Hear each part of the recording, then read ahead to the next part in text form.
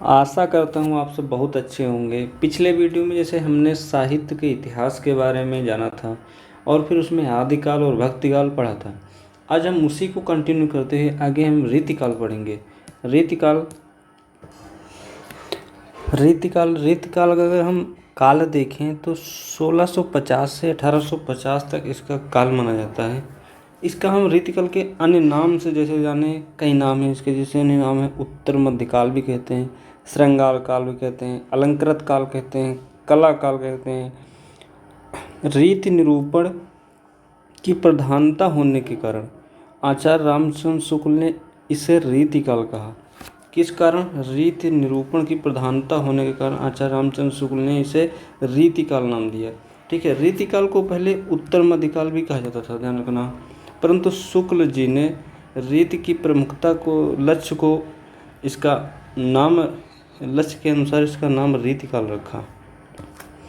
उनके अनुसार इस काल के कवियों में रीति निरूपण की प्रमुखता परिलक्षित होती थी।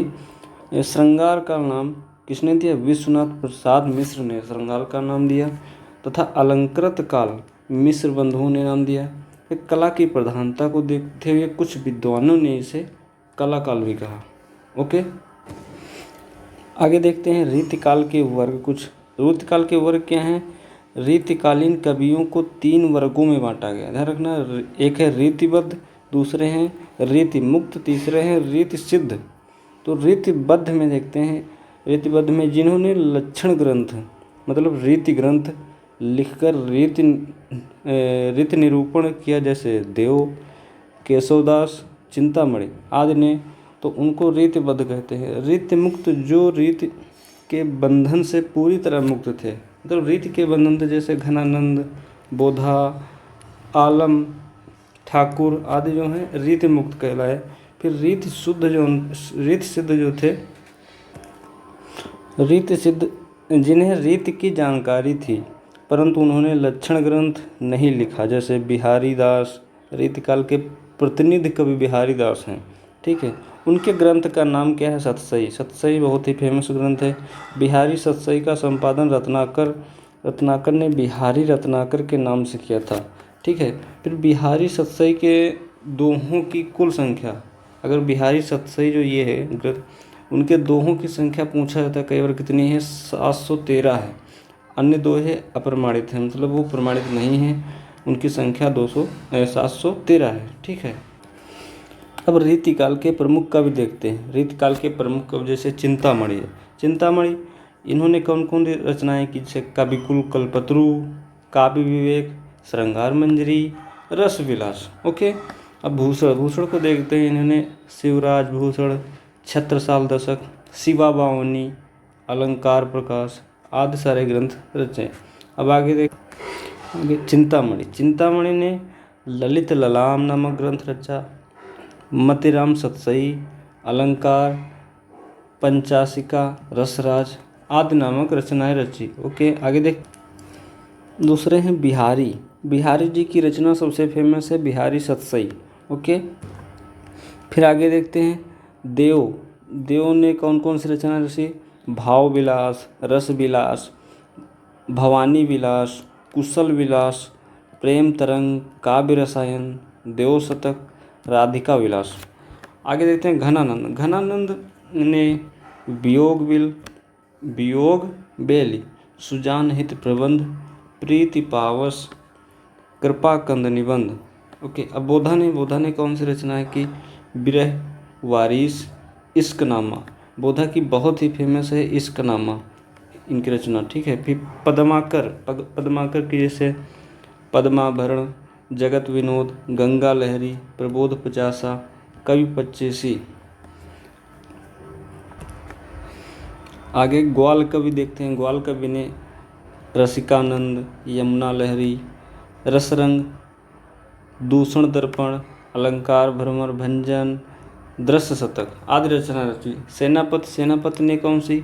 कवित्र रत्नाकर नाम की रचना रची। फिर केशव जी, इन्होंने रामचंद्रिका, कवि प्रिय बहुत ही फेमस, रसिक प्रिय, विज्ञान गीता, जहांगीर, जस चंद्रिका।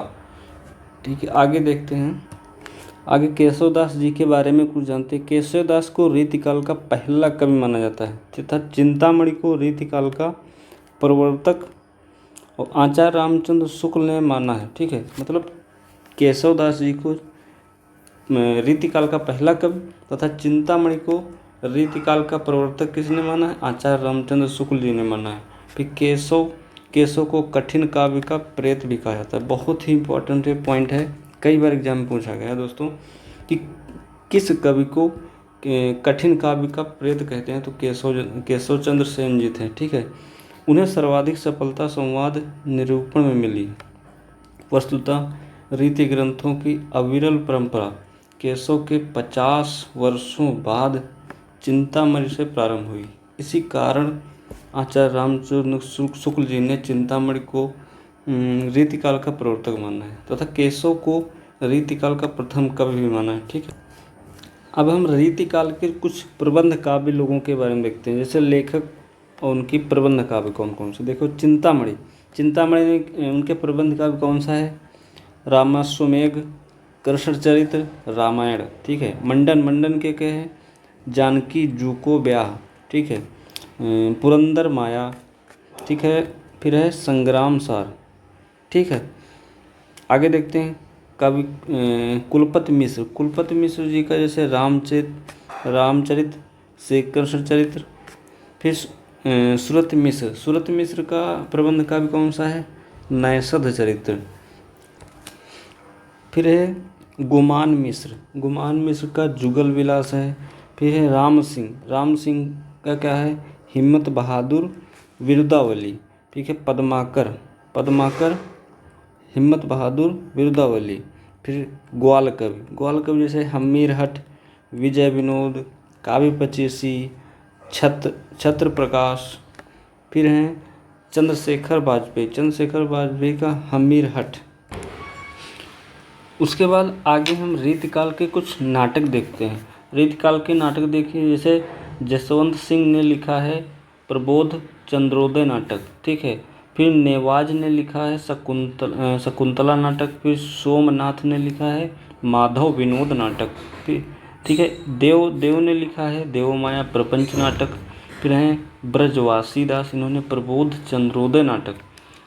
आगे फिर देखते हैं रीतिकाल की प्रवृत्तियाँ क्या हैं। मतलब इसका नंबर 1 रीति निरूपण है, फिर श्रृंगारिका है, फिर अलंकृत की प्रधानता है, चमत्कार प्रदर्शन है, भक्ति एवं नीति निरूपण है, फिर नारी भावना भी है, प्रकृति चित्रण है। ठीक है दोस्तों, और इसमें सबसे मेन है कि ब्रज भाषा का प्रयोग हुआ है। ठीक है, इसमें ब्रज भाषा का प्रयोग हुआ है और मुक्तक काव्य की रचना है।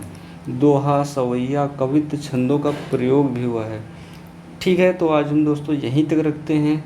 आज हमने यहाँ तक पढ़ लिया, आगे हम अगले वीडियो में आधुनिक काल पढ़ाएंगे। तो आज रीतिकाल को पूरा कर लिया, आगे अगले वीडियो में नेक्स्ट वीडियो में मिलेंगे। तब तक पढ़ते रहिए, खुश रहिए, अपना ख्याल रखिए। जय हिंद, जय भारत।